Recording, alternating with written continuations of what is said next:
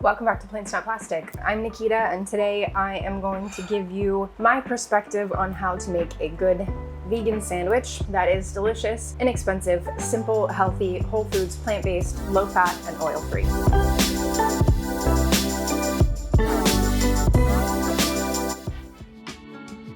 Before we get started, if you're not already subscribed and you like this video, click the subscribe button and the bell so you can get notifications when I upload a new video. I release new content weekly, would love to have you stick around and appreciate your support. Also, feel free to give this video a thumbs up and comment below to let me know to make more videos like this one. Or just to say hi. I love getting comments and responding back to you guys. You can also follow me on social media for day-to-day content and subscribe to my blog for recipes right to your inbox.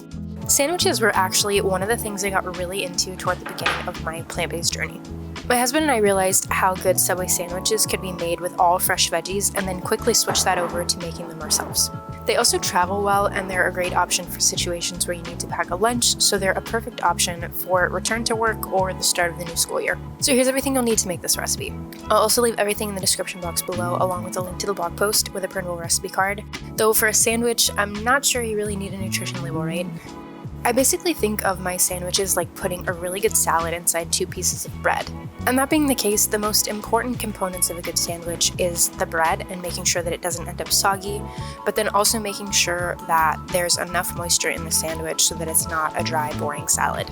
Covering the bread first, we're obsessed with Dave's Killer bread and have been buying it for years. It is not the best zero waste option though, because it does come in plastic packaging, but healthy whole grain breads are hard to come by package free. I do know that in the past, at least, pre-panini, you could go to Panera and have them put it into your own bag, but that's something that I honestly haven't tried in the last couple of years.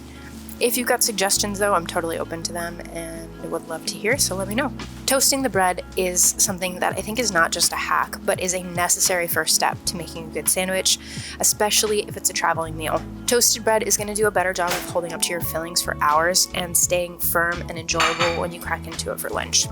And while you don't want a soggy sandwich, you also don't want it to be too dry, so you need some kind of a dressing or a spread.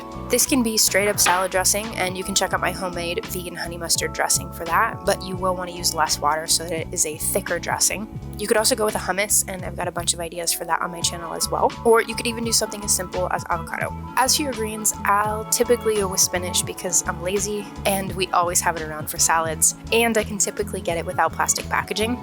But I rank lettuces in this order: butter lettuce first, then spinach, then romaine and iceberg as a last resort. I know these aren't the only lettuces out there, and by all means explore away if that's what you would like to do, but I just think between spinach and butter lettuce, they're the driest leaf and won't make the sandwich soggy. They provide mild, enjoyable flavor without being overpowering like arugula, spring mixes, dandelion greens, or bitter lettuces. And you could also go with kale if you don't mind a lot of roughage and raw chewing, where I think romaine and iceberg are pretty boring, but they still provide some nice crunch and not a lot of flavor. From here, it's really just about putting in enough stuff to give you good texture, color, and flavor. I love a little bit of raw onion for some bite, some cucumber for some crunch, fresh sliced tomato for a little bit of substance, and mustard and pickles or relish for some acidity and sweetness. If you're gonna add tomatoes, I recommend Romas because they're easy to find, and even though they don't have a lot of flavor, they're one of the drier tomatoes, so you're not gonna risk making your bread soggy. Other ingredient options for a basic veggie sandwich could be things like sprouts, sliced bell pepper, halved grape tomatoes, thinly sliced mushrooms,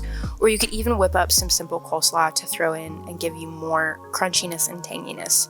And if you're a spicy food fan, you could even throw in some sliced jalapenos or banana peppers. These are things I consider basic veggie sandwich ingredients because you can pull them together without having to do much, if any, prep and no cooking, where a next level would include like grilled veggies, tempeh, seitan, and other meat alternatives, all of which could be good additions, but at least in my opinion, they require more time, planning, and cooking, and you're probably going to enjoy the sandwich just as much with the more basic ingredients without adding extra calories. And if you're trying to stick to a whole food plant-based diet, hopefully I have given you some skills to think about how to make sandwiches easily for lunch. And just like all my other recipes, you can get the full nutrition label on the blog, and the recipe is going to be less expensive, have more fiber, and you get to eat more of it for the same number of calories as you would a non-vegan or processed vegan alternative. So that's it for today, folks. See you next time. Bye.